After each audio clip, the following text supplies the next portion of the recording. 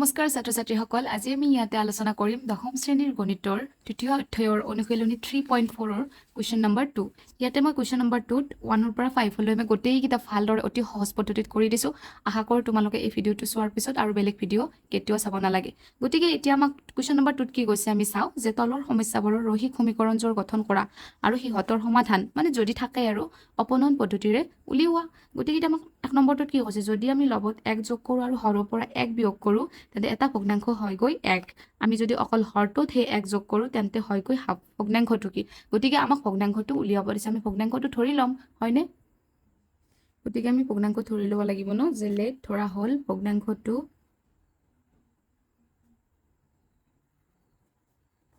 কি আমাৰ x by y ঠিক আছে according to the question প্ৰশ্নমতে আমাক কি কৈছে যে এই ভগ্নাংশটোৰ লগত যদি আমাৰ হৰৰ পৰা 1 বিয়োগ কৰা হয় কোৱেশ্চনটোত কৈছে চাই লোৱা তোমালোক আৰু যদি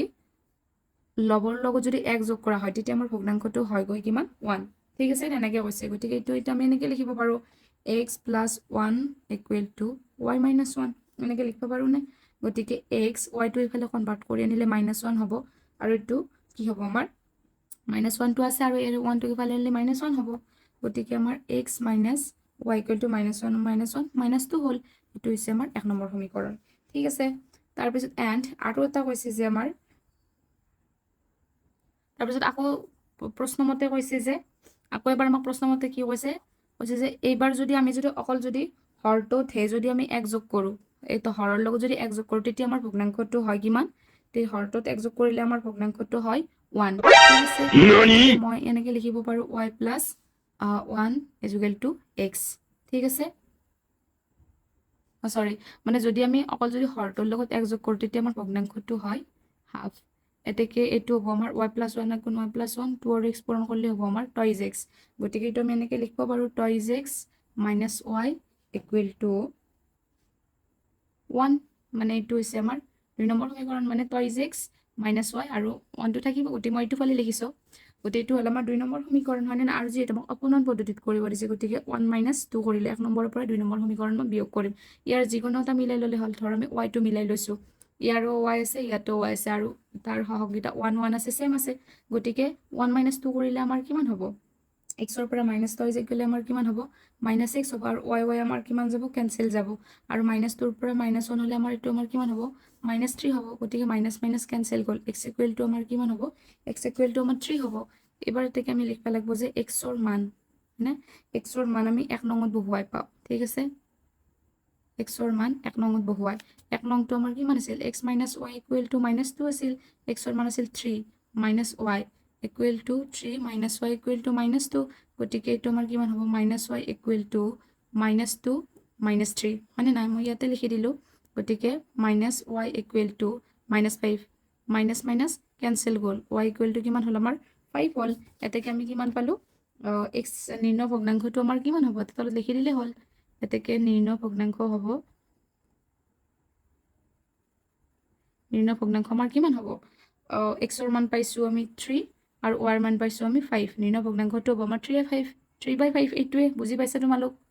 তাৰপিছত এবাৰ আমাক 2 নম্বৰটোত কি কৈছে চোৱা যে 5 বছৰ আগতে নুৰিৰ বয়স সুনুৰ বয়সৰ 3 গুণ আছিল আৰু 10 বছৰ পিছত নুৰুৰ বয়স সুনুৰ দুগুণ ডাঙৰ হ'ব নুৰ আৰু সুনুৰ বৰ্তমান বয়স কিমান আমিতো নাজানো ন নুৰিৰ বয়স কিমান সুনুৰ বয়স কিমান গতিকে হেতু আমি কি কৰিব লাগিব ফাৰ্স্ট আমি ধৰি লব লাগিব যে ধৰা হল নুৰিৰ বয়স x বছৰ আৰু সুনুৰ বয়স y বছৰ ধৰি ললো ঠিক আছে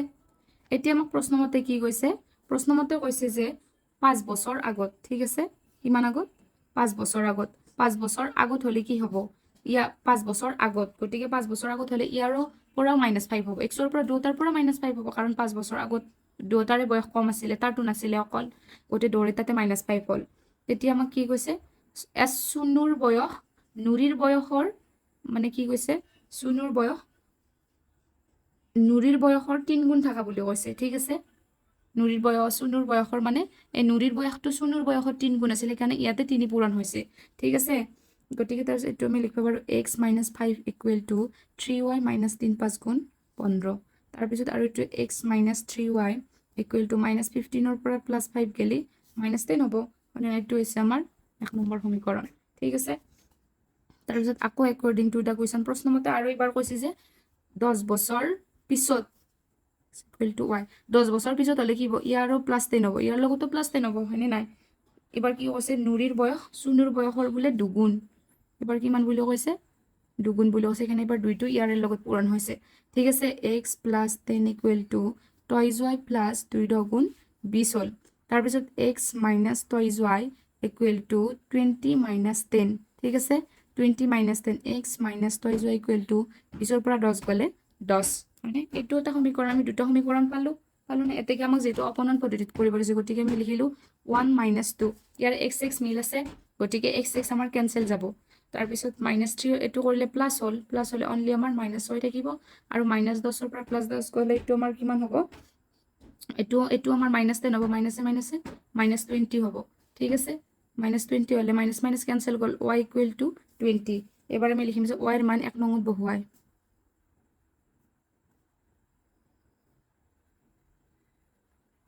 y এৰ মান 1 নংত বহুৱাই গতিকে 1 নম্বৰটো আছিল x - 3y y এৰ জায়গাত মই 20 বহালো ইকুৱেল টু -10 গতিকে x - 20 3 গুণ 60 equal to -10 x equal two -60 টো যদি মই ফিলে কনভাৰ্ট কৰি আনো +60 হ'ব +60 পৰা 10 গলে আমাৰ কিমান হ'ব 50 হ'ব মানে আমি পালো যে x ইকুৱেল টু 50 আৰু y ইকুৱেল টু 20 এতেকে আমি লিখিব পাৰো যে নুৰিৰ বয়স 50 বছৰ আৰু চুনুৰ বয়স 20 বছৰ ঠিক আছে এবাৰ আমাক 3 নম্বৰটো কি দিছে চাম ঠিক আছে 3 নম্বৰটো আমাক দিছে যে দুটা অংকৰ সংখ্যা এটাৰ অংক দুটাৰ সমষ্টি 9 আকৌ এই সংখ্যাটোৰ 9 গুণ ললে সংখ্যাটোৰ অংক দুটাক সালসলনি কৰি পোৱা সংখ্যাটোৰ দুগুণৰ সমান হয় সংখ্যাটো উলিওৱা গতিকে ফাৰ্স্ট আমি ধৰি লব লাগিব হয়নে গতিকে আমি লিখবা লাগিব যে ধৰা হল দশকৰ স্থানৰ অংকটো ঠিক আছে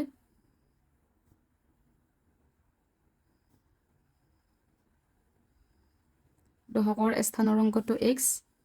আৰু এককৰ দশকৰ স্থানৰ অংকটো x আৰু এককৰ স্থানৰ অংকটো y গতিকে আমাৰ মেইন সংখ্যাটো কি হ'বনো মেইন সংখ্যাটো হ'ব আমাৰ যেহেতু আমাৰ y টো এককৰ গতিকে y আৰু x টো আমাৰ দশকৰ সেইকাৰণে 10x হৈছে মেইন সংখ্যাটো আমাৰ এইটো হ'ব হয়নে আৰু প্ৰশ্নমতে আমাক কৈ থৈ দিছে নহয়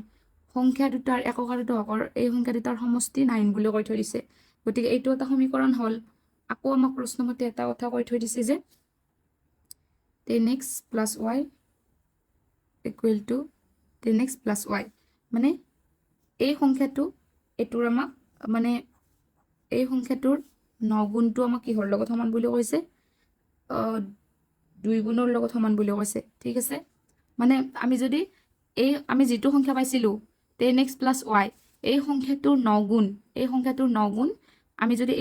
এই সংখ্যাটোৰ 9 গুণ কাৰ দুগুণৰ সমান বুলি কৈছে যদি আমি এই অংক দুটা যদি সালসলনি কৰো মানে y টো ইয়াত হ'ব x টো ইয়াত হ'ব সালসলনি কৰিলে ইয়াৰ দুগুণৰ সমান হয় গম পাইছানে যে আমাৰ এইটো সংখ্যাৰ 9 গুণটো এই দুটা অংকৰ সালসলনি কৰি পোৱা অংকটোৰ দুগুণৰ সমান সেইকাৰণে ইয়াৰ লগত 2 দিছো গতিকে 9 * 9 90x + 9y equal to 2 * 20y + 2x হ'ল মানে নাই তাৰ পিছত আমি কি কৰিব লাগিব 90x ৰ পৰাই মই 2x টো বিয়োগ কৰিম 9y ৰ পৰাই -20y টো মই কি কৰিম বিয়োগ কৰিলে আমাৰ 90 ৰ পৰা 2 গলে আমাৰ কিমান থাকিব 88x থাকিব -20 ৰ পৰা 9 গলে আমাৰ কিমান থাকিব 11y থাকিব ঠিক আছে ইকুৱেল টু 0 গতিকে আমি যদি এইটুক গোটেইকিটাকে যদি মই 11 এৰে যদি মই ডিভাইড কৰো 11 8 গুণ 78 11 গুণ 11 11 0 গুণ 0 এইটো এটা সমীকৰণ হ'ল গতিকে 11 ৰে মানে গোটেইকিটাকে ডিভাইড কৰিলে 11 দি 8 বাজ যাব 11 দি 1 বাজ যাব 11 দি 0 বাজ যাব গতিকে এইটো হ'ল আমাৰ 2 নম্বৰ সমীকৰণ ঠিক আছে আৰু যেটা আমাক অপনয়ন পদ্ধতিত কৰিব দিছে গতিকে আমি 1 + 2 কৰিলো কাৰণ ইয়াতে y আৰু ইয়াতে y আমাৰ কি আছে সমান আছে হয়নে নাই গতিকে 1 + 2 কৰিলে আমাৰ কি হ'ব 8x আৰু x কিমান হ'ল আমাৰ 9x হ'ল হয়নে নাই আৰু এইটো প্লাস কৰিলে আমাৰ কিমান প্লাস মাইনাস y আমাৰ কেনসেল যাব ঠিক আছে আৰু 9 আৰু 0 যোগ কৰিলে আমাৰ কিমান হ'ব 9 হ'ব গতিকে x = 9 দি 9 যদি মই ডিভাইড কৰো কিমান হ'ব আমাৰ x = 1 হ'ব আৰু যদি মই এবাৰ কি কৰিব লাগিব x ৰ মান 1 নংত বহুৱাই চাম ঠিক আছে x ৰ মান 1 নংত বহুৱাই 1 নংটো আমাৰ কি আছিল x + y = 9 আছিলে না নাই x + y = 9 আছিলে গতিকে এক্স সৰি এক্সৰ মানটো আমি 1 পাইছোঁ 1 প্লাছ y ইকুৱেল টু 9 হয়নে এতেকে y ইকুৱেল টু আমাৰ কিমান 9 পৰা 1 গ'লে 8 ঠিক আছে গতিকে আমি x ৰ মান পালো 1 আৰু y ৰ মান পালো 8 কিন্তু আমাক যেহেতু আমাক সংখ্যাটো উলিয়াব দিছে আমাৰ মেইন সংখ্যাটো এইটো আছিল ন 10x + y গতিকে তাত এতিয়া মই x ৰ জাগাত x ৰ মান পুট কৰিম y ৰ জাগাত y ৰ মান পুট কৰিম ওকে এতেকে আমি লিখিম যে সংখ্যাটো হ'ব 10x + y 10x ৰ মান আমাৰ কিমান আছিল 1 আছিল y ৰ মান কিমান আছিল 8 আছিল 10 গুণ 10 আৰু এতে 8 10 8 আমাৰ কিমান হ'ল 18 হ'ল গতিকে এইটোৱে আমাৰ বুজি পাইছা তোমালোক তাৰপিছত এবাৰ মোক 4 নম্বৰটোত কি কৈছে চোৱাচোন কৈছে যে মিনা 2000 টকা উলিয়াবলৈ এটা বেংকলৈ গ'ল তাই ধন ভৰালিক মাত্ৰ 50 টকীয়া আৰু 100 টকীয়া নোট দিবলৈ ক'লে মিনাই মুঠতে 25খন নোট পালে তাই 50 টকীয়া আৰু 100 টকীয়া নোট কেইখনকৈ পালে এইটো ওলাব দিছে ঠিক আছে আমি ধৰি ল'ম যে লেট ধৰা হ'ল 50 টকীয়া নোট x খন 50 টকীয়া নোট x খন আৰু 100 টকীয়া নোট y খন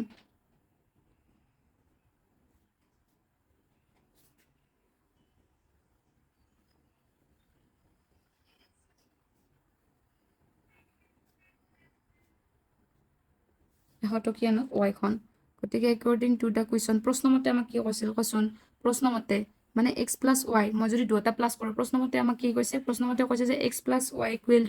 25 মানে 50 টকীয়া নোট আৰু 100 টকীয়া নোট লগ লাগি মুঠতে আমাৰ 25খন নোট আছিল কুৱেশ্যনত কৈ থৈ দিছে প্ৰশ্নটো এবাৰ চাই ল'বা তোমালোক কিতাপত আকৌ প্ৰশ্নমতে এটা কথা কৈছে যে 50 টকীয়া নোট x খন আৰু 100 টকীয়া নোট মানে y খন লগ লাগি কিমান টকা হৈছে মানে 2000 টকা ঠিক আছে 2000 এতেকে আমাৰ কিমান হ'ব 2000 হ'ল না গতিকে মই যদি 50 দি যদি হৰণ কৰোঁ x 50 2 100 টইজ y আৰু 50 4 200 আৰু 0 থাকিলে 40 হ'লে আমাৰ 2000 গতিকে এইটো হ'ল আমাৰ 2 নম্বৰ সমীকৰণ ঠিক আছে 2 নম্বৰ সমীকৰণ ওকে গতিকে আমি যেহেতু অপনয়ন পদ্ধতিত কৰিব দিছে মানে যদি পদ্ধতি ধৰি নিদিয়ে তোমালোকে প্ৰতিস্থাপন পদ্ধতিটো কৰিব পাৰা আমাক যেহেতু কুৱেশ্যনত ধৰি দিছে যে অপনয়ন পদ্ধতিত কৰা সেইকাৰণে অপনয়ন পদ্ধতিত কৰি দিছো কিন্তু পৰীক্ষাত ধৰি নিদিব পাৰে মানে যি পদ্ধতিত কৰা ইচ্ছা এইটো তোমালোকৰ কথা গতিকে 1 - 2 হ'লে আমাৰ কিমান হ'ব 1 নম্বৰৰ পৰা 2 নম্বৰটো বিয়োগ কৰিলে x কেনসেল যাব হয়নে আৰু y পৰা -y কৰিলে আমাৰ -y থাকিব আৰু 25ৰ পৰা -40 গ'লে -15 থাকিব মাইনাছ কেনসেল গ'ল y = আমাৰ কিমান থাকিব 15 থাকিব এবাৰ আমি লিখিব লাগিব যে y ৰ মান 1 নংত বহুৱাই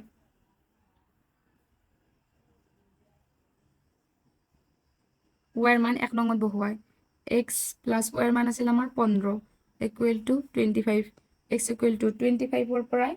15 গ'লে আমাৰ কিমান থাকিল 10 থাকিল এতেকে আমি পাইছো যে x ৰ মান 10 আৰু x ৰ মান 10 আৰু y ৰ মান 15 তাৰ মানে আমি লিখিব পাৰো যে 50 টকীয়া নোট 10 খন আৰু 100 টকীয়া নোট 15 খন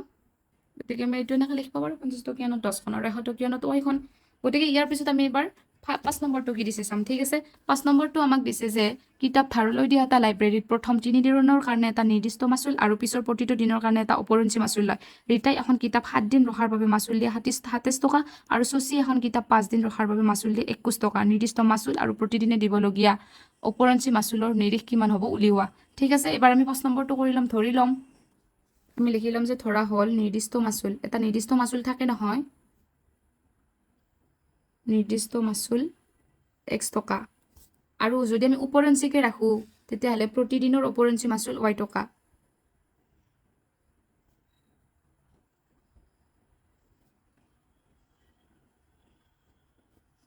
প্ৰতিদিনৰ উপৰঞ্চি মাচুল y টকা একৰ্ডিং টু দা কুৱেশ্যন প্ৰশ্নমতে আমাক এটা কথা কৈছে নহয় যে একদিন ৰাখছি 4 দিন উপৰঞ্চি ৰাখছি ঠিক আছে 4 দিন উপৰঞ্চি সেইকাৰণে 4y হ'ল আৰু নিৰ্দিষ্টকৈটো মানে নিৰ্দিষ্ট মাচুল আছে গতিকে সেনেকে লগ লাগি আমাৰ 27 হৈছে এইটো এটা আকৌ প্ৰশ্নমতে আৰু একবাৰ কি কৈছে